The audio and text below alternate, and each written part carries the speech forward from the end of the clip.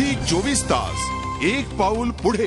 मुंबईच्या bad boys मध्ये सर्वात अग्रेसर आहे तो मुनाफ पटेल। मुनाफनं मैदानावर आपल्या बेताल वागण्यानं अक्षरशः आघाडी घेतलीये।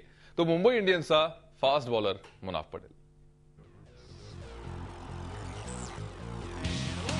मुंबईची टीम टॉप 4 मध्ये स्थान मिळवण्यासाठी झुंज देते, मात्र त्याच वेळी बेशिस्तीमध्ये बिघडलेल्या कार्ट्यांनीही मुंबईला अग्रेसर ठेवलंय। यात आघाडीवर आहे तो मुंबईचा फास्ट बॉलर मुनाफ पटेल। या संपूर्ण टुर्नामेंटमध्ये मुनाफनं आपल्या दादागिरीनं दहशत निर्माण केली आहे। बॅड बॉय मुनाफ, मुंबई विरुद्ध डेक्कन। विशाखापट्टणम येथे झालेल्या डेक्कन चार्जर्स विरुद्ध मॅचमध्ये मुनाफनं हुज्जत घातली ती अंपायरशी। कुमार संगकाराला अंपायर्सनी नॉट आउट दिलं आणि मग काय मुनाफचा पारा चढला आणि त्यानंतर मुंबईचा हा बॅड बॉय थेट जाऊन भिडला तो अंपायरशी। त्याच्या या वर्तणुकीनंतर मॅच रेफरीनी मुनाफची 25% मॅच फी कापून घेतली। बॅड बॉय मुनाफ, मुंबई विरुद्ध किंग्स 11 पंजाब।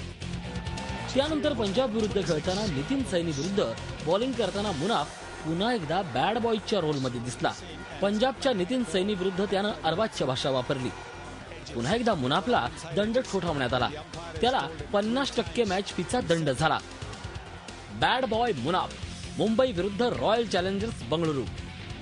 गैरवर्तणुकीमुळे दोनदा दंड झाल्यानंतर सुधारेल तो मुनाफ कसला। रॉयल चॅलेंजर्स बंगळुरू विरुद्ध खेळताना पुन्हा एकदा मुनाफचा बेशिस्तपणा दिसला।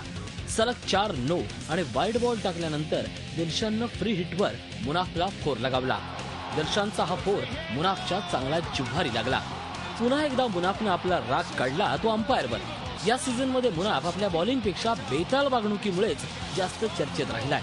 आता तरी मुंबई इंडियन्सच्या टीम मॅनेजमेंटनं आपल्या या बिघडलेल्या कार्ट्याला आवर घालावा अशीच मुंबईच्या चाहत्यांची अपेक्षा। झी 24 ताससाठी ब्युरो रिपोर्ट, मुंबई। झी 24 तास एक पाऊल पुढे।